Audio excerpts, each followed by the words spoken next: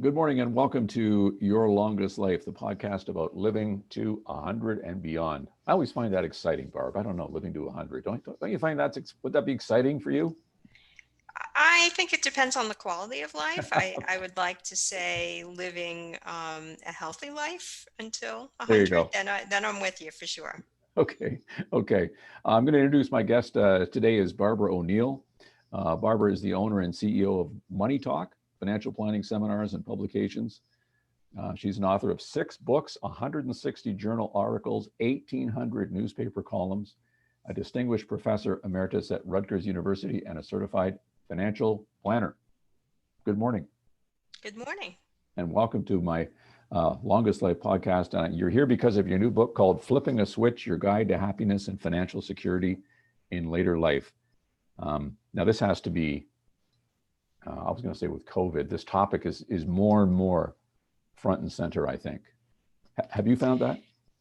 Yeah, what I really found is I was finishing up the book when COVID really started to become an issue back in early March. And then once we had all the lockdowns and restrictions and all the impact that came out of that, I realized that a lot of the transitions that I wrote about in the book, because there's 35 of them, were the same exact transitions that people were facing as a result of COVID. So we were looking at a change in income, Mm, either up or down, depending on how people were affected. We were looking at people trying to cobble together a paycheck if they didn't have one, which is something people often do in later life when, they have a little bit of Social Security, a little bit of, mhm. part-time work, and they're kind of cobbling together. So we had a lot of that. We had a lot of people who all of a sudden had a whole lot of time on their hands and were trying to keep busy. Right. We had a lot of people who had a little bit too much togetherness with their family members, and that became an issue. Yeah. So there was just a whole lot of things that I wrote about in the book that were almost like the same things people were going through, so much to the effect that COVID could almost be looked at in some ways as kind of a dress rehearsal for people retiring, just Oh, because of all those issues being very similar. now you've got the book divided in 3 parts, all Hmm. right? Financial, social, and lifestyle. And I thought I would just go through that, ask you some Okay, questions sure. about those 3.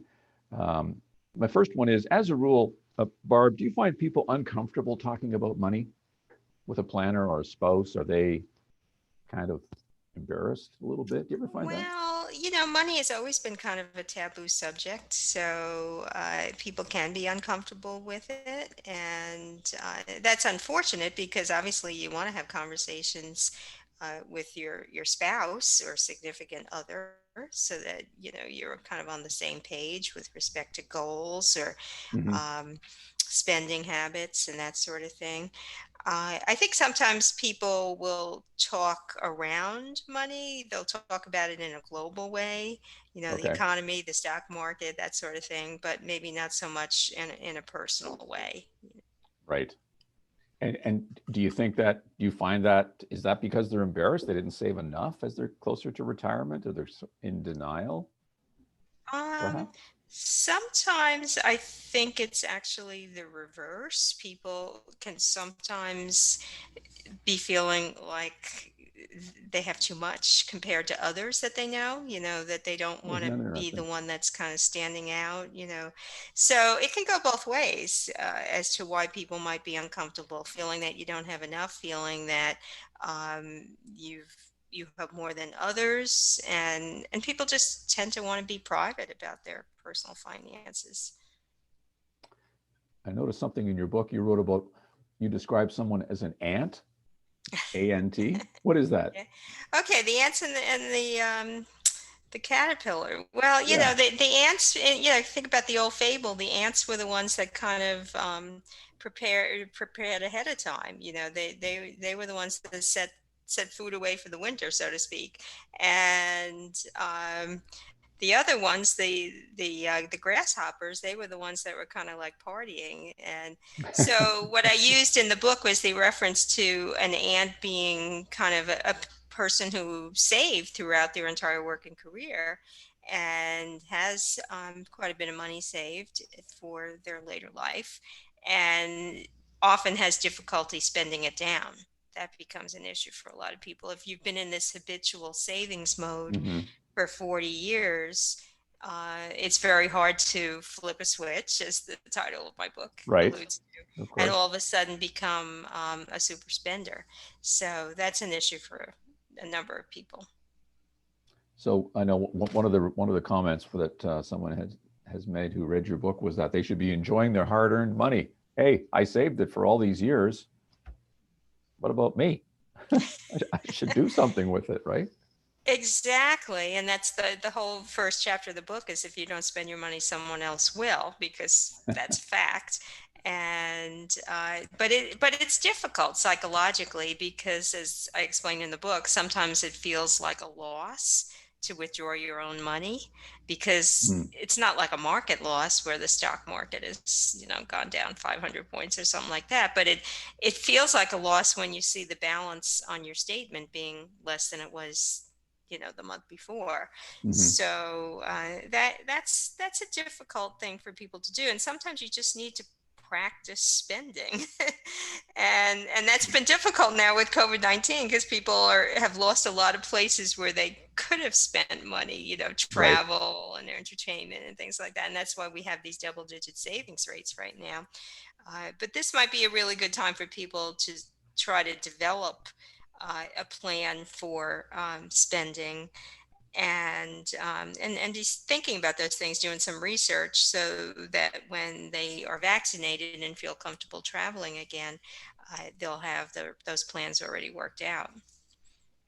What about the thought that, I'm 63 and I'm going to live to 100. That's my goal. Am I going to run out of money? Do you hear people saying, "Hey, wait a minute now. How much can I possibly save?" In practical terms, if many people passed away in their 70s or 80s, and if society, we seem to be, I mean, basically anything that's wrong with you, the government's going to put a new heart in, put a new leg in, put a new hip in, patch us up and keep us going. That's the good news. But is there a concern that people have about running out of money? Oh, absolutely. That's the number one fear that retirees have when they have surveys of older adults, and they ask them, what do you fear most? It's running out of money. I mean, healthcare is up there too. Those are like the top two that Hmm. people are always concerned about. And that would include long-term care concerns as well.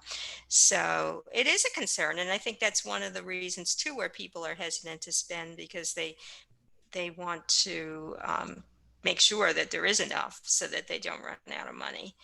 And um, and and there are tools. A lot of people will hire a financial advisor, and they can run these things called Monte Carlo simulations that can kind of get at, probabilities of having money last.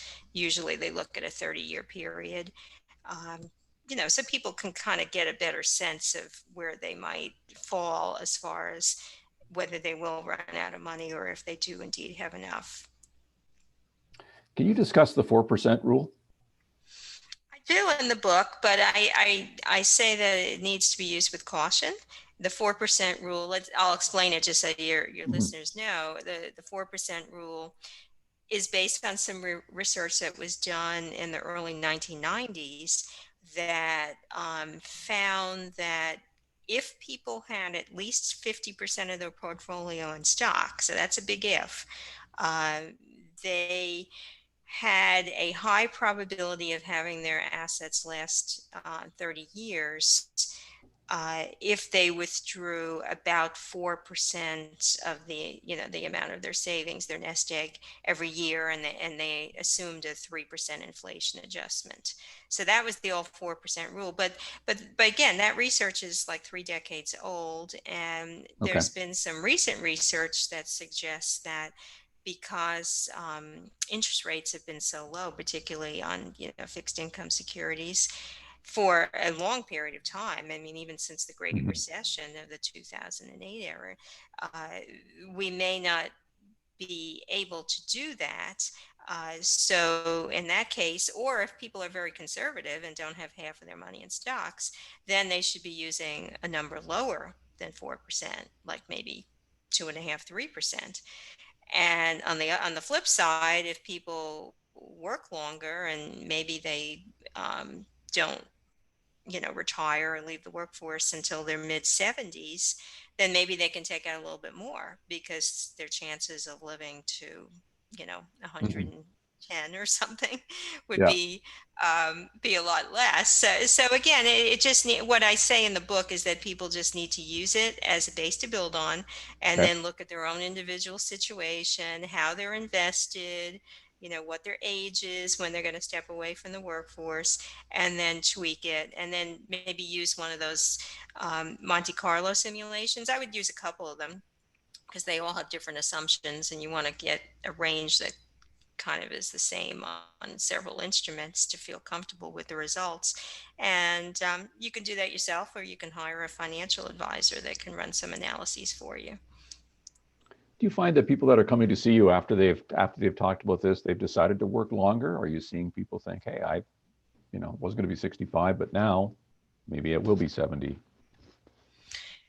Well, I mean, I think COVID has really put a damper on a lot of that thinking, because what I read recently is we're close to about 4 million baby boomers that have left the workforce since February. So, for a number of reasons, whether it's ageism, whether it's Hmm. fear of the virus, and being at a higher risk with your immune system. Uh, Problem is sometimes people don't have control over the events that dictate the length of their career, because health is a big issue, Right. caregiving is a big issue, and then layoffs are a big issue. So we've seen just so many layoffs, and a lot of senior people who've been laid off. And by senior, I mean, people, experienced workers, people Hmm. have been there for decades. They they're going to have a hard time getting reemployed, and many of them have already found that. So I think it's going to depend on the type of work that people do and the demand for that work, and how the economy bounces back. Hmm. I found this quote this morning. I wanted to read it to you and get your thoughts on this. It says, by the time you've worked long enough, hard enough, real life begins to reveal itself as something other than effort, other than accomplishment. And that stuck out with me this morning. A lady named Patricia Hampel um, had that quote. And I wonder, for a lot of us, driving to work and save, and then you sort of get there and you kind of like, is that really what it was all about? Do you have people feeling like, what else can I be do here? As we move off the financial part into the social part, what's my role now that I'm retired? I'm no longer this driving person trying to Yeah, accumulate. I mean, You know, that's a big issue for a lot of people. I mean, how I handle it myself is I just continued to be the driving person, but I work for myself now instead of Rutgers University. okay, But I've seen it, these last few months with COVID, so many. I moved to a 55 plus community here in Florida, and I saw so many people who predicated the move based on the idea that they could move freely. They could go back and forth to visit their family. So they didn't care about, moving 1,200 miles away because it's just a plane trip. And then right, now they're stuck, and they can't visit their family. They can't go traveling. They can't, go to concerts or things like that. yeah, And they quit their jobs. So they there's and they can't, maybe some are doing volunteer work, but even that, some of those opportunities have dried up. So it's difficult, but that's a big piece of later life, is figuring out what your next act is going to look like. yeah. That the second part that we talked about, financial, the social part. Obviously, the changing relationships is a big one. What thoughts do you have on that? Well, a job can be a big boundary, and it can be a good excuse sometimes to get out of things. You say, "Oh, I'd love to help you, but I'm busy, I'm working," that kind of thing. Yeah, And all of a sudden, you lose that excuse, and you just need to negotiate what works for you, because otherwise people will make assumptions. They'll assume that they can give free daycare for their kids, but you got to have that conversation, with your children. How many days do you want to take care of the grandchildren? And just find something that fits your expectations. So just discussing expectations becomes so important, because again, otherwise people assume that you're going to do a certain thing. And just having discussions about like moving closer to family. I mean, you may think it's a great thing, they may not think it's so great. Right. So just having those conversations in advance of making major decisions, particularly about housing and moving and that sort of thing. That's just really important. The other thing to think about too is, just because you have free time doesn't Mm. mean they have free time. So, when I interviewed some people for the book, they were telling me about, former coworkers who just keep coming by the office and they disrupt the whole, people want to be polite, but they got to get their work done. And, Yeah. so people can do that with family members too. Well, I have time now. I'm here. Let's do stuff. And everybody else is saying, well, we've got a job, we're busy. So just realizing what the boundaries are, and coming up with some boundaries that you feel comfortable with. Some of the research I've done said that relationships ending, divorce, separation later in life are on the rise. Hmm. Now, that, of course, has a huge impact on your financial world. Are you finding that in your work and your research that you did?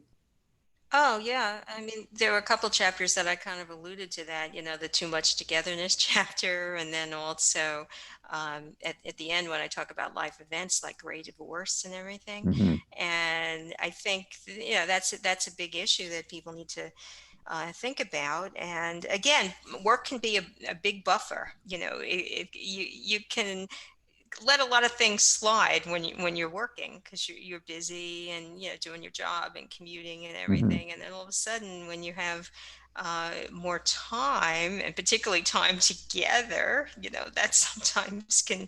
be a recipe for people realizing maybe that their expectations are different about what they want to do in their later years. And it can lead to some breakups in relationships, and that's happening.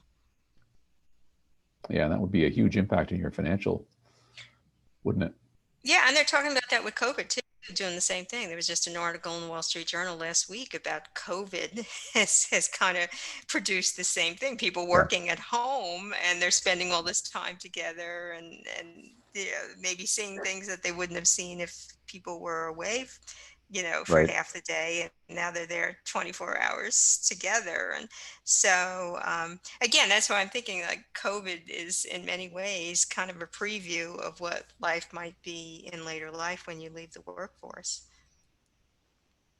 The other thing that we notice, that I've noticed here in Canada, and perhaps you do too, is loneliness. Loneliness, and that is more of an issue now as people Hmm. retire. Um, what are your thoughts on that? Yeah, and again, COVID's been a preview on that, where people are working from home and they don't have the workplace atmosphere, and talking around the water cooler and that kind of thing.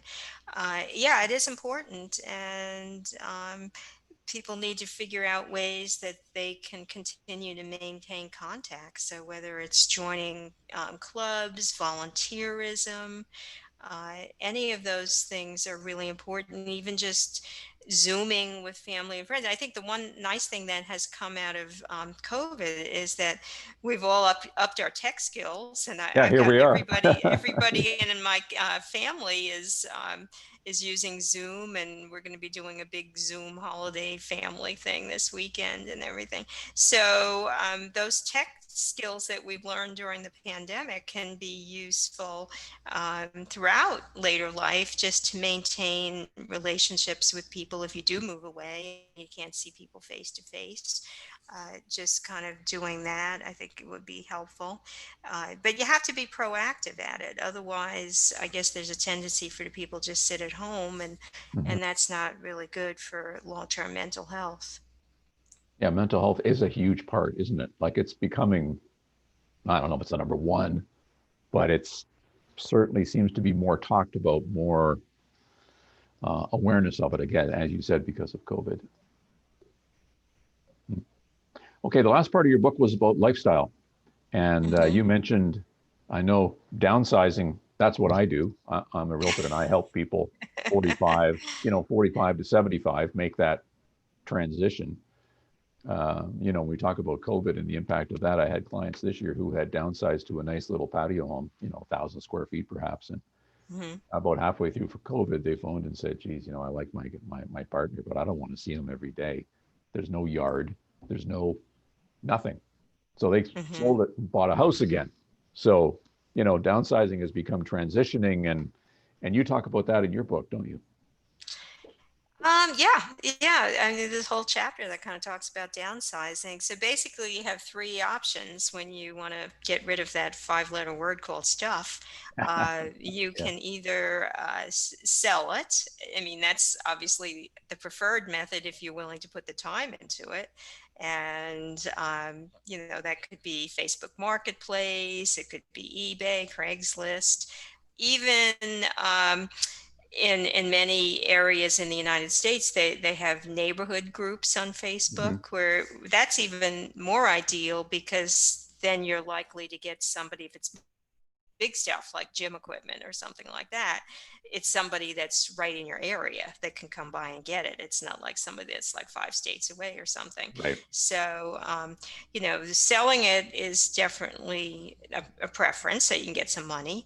And then, of course, there's gifting it. So, who do you gift it to? You gift it to family members if they want it, although there's been some evidence that the young millennial generation, they don't really want the older generation stuff.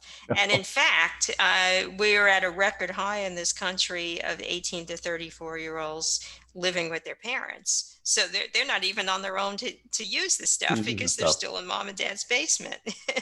So, if you can gift it, great, to a family member. Otherwise, thrift shops, and that's a great place to give things to. I volunteered at a thrift shop when I lived in New Jersey, and I do that here in Florida too. And every thrift shop has its own policies as to what they will take. Some will take gym equipment, some won't, or electronics or whatever. So you got to find out what they take and what they won't take. Um, but that way it's kind of a win-win for everyone because the seller gets rid of their stuff, the buyer gets a good deal, the Right. nonprofit that runs the thrift shop gets funds to support their mission, whatever it is. And then the environment wins too, because the stuff doesn't end up in the landfill, which is the third way to get rid of junk, Mhm. is to throw it out. So you could gift it, sell it, or throw it out. And throw it out, you're probably gonna have to do this over a period of time if you have a lot of stuff. Because I mean, Mhm. in most places they're only going to take 2 cans a week, so you can't just put out a whole bunch of stuff. You're going to have to portion it out over a period of years. So, I mean, for me, I did 30 garage sales in 2018 and 2019 with my husband before we moved, and we did that basically May to September for 2 years. When the weather was good. Right. And it took a lot of planning, and during that same period of time we were also putting out our 2 cans a week for a long period of time. So and giving a lot of stuff to thrift shops too. So it's not something you can just say, oh, it's like that commercial that you see now where they have the person point to things. I don't know if you've seen that Yeah. commercial. You Uh-huh. point to it and it's gone.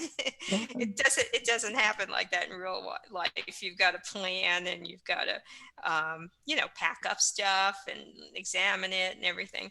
So a lot of planning that goes on. And then a lot of people do have garage sales, so that's part of the selling process too. If you're not doing online selling, you can do a garage sale, but there you got to find out what the Mhm. laws of the place where you live in are, so you're not in violation of those laws. And then if you are able to have garage sales, again, you need planning. What I did when I had mine is I had the dollar table, the $3 table, the $5 table. So you kind of had to, lump things. And then you would have things that are the same kind of together. So you want to make it really easy for your buyers that come to your garage sale to see what you have and to find everything and to know what it costs. So that's all part of that process too. And again, it just takes time for people to do that. It's interesting that you've just downsized yourself. What would be your thoughts on, is there something now that you've done it, you and your husband are going, ah, geez, we should have done this, or we forgot about that? There must be.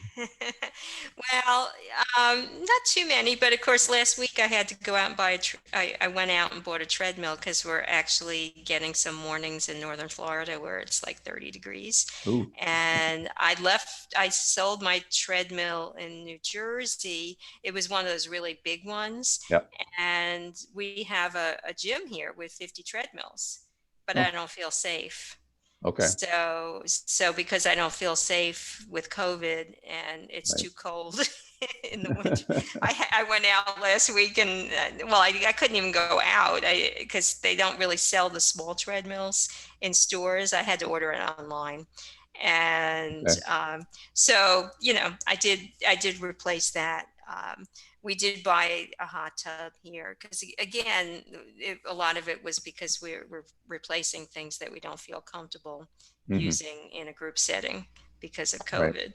Um, What about just your thoughts on having less stress in your new life? Like the people that you're dealing with that are downsizing, and how do they get that stress-free life that we're looking for, that we imagine, wow, I can hardly wait till I'm retired and I can just kind of chill out. Well, I think the one thing that you have going for you is time flexibility. I mean, I work for myself. I probably work the same number of hours as I did when I worked at Rutgers, but I can time shift them at all different times if I want to go to a computer club meeting or watch a webinar or something. I kind of time shift the work, so the flexibility is really good. You do get about 2,500 extra hours when you leave a full-time job. So that's a lot of Okay. hours for people to think about. If you figure, 50 weeks, let's say you had 2 weeks vacation. So 50 weeks times 50 hours, if you figure a 40-hour week and commuting and stuff, um, that's 2,500 hours. So that's a lot of hours to fill. And I think people just need to be proactive and think about, okay, what do I want to do with that time?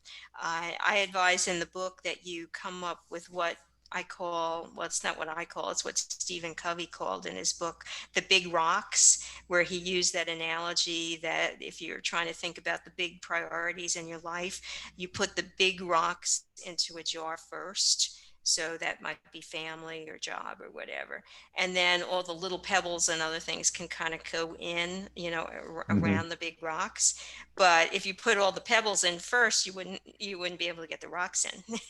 So it's kind of like the same analogy. Like Yeah, you'll want to decide what the big rocks are because 2,500 hours is a lot of time. But if you a lot can, of time. if you're spending that time volunteering or on a hobby or golf or whatever, as long as it's something you enjoy, babysitting the grandchildren, whatever it is that makes you happy that you want to do, and you're doing it because you want to and not because people expect it to be done, um, then you'll have your big rocks, and then it's a whole lot easier to kind of fill in the rest of your day. I mean, I find personally that my days really aren't any different than when I was working full time because I still have about the same amount of free time, but I have much more flexibility. I go walking in the morning now, That's where nice. when I was commuting, I couldn't do that. And I was going on the treadmill at 10 o'clock at night, and that's not a good thing to do. All the experts say if you want to get a good night's sleep, you shouldn't be working out right before you go to bed.